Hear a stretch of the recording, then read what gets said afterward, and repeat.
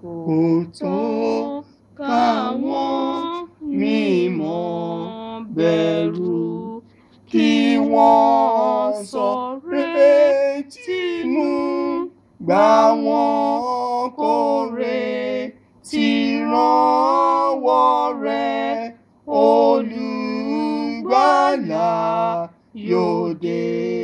Nígbà tí Ábúráhámù ọbẹ̀ Ọlọ́run ní dúró, àgbo tí ó wà lọ́hùn ni yóò dípò ọmọ náà.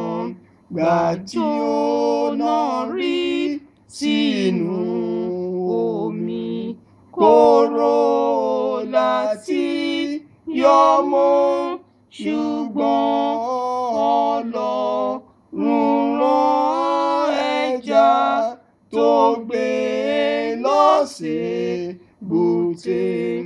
Bírú ipá àti ìfẹ́ yìí ti pọ̀ lọ́rọ̀ rẹ̀ tó, èmi bá máa kàníyàn mi lé Olúwa lọ́wọ́.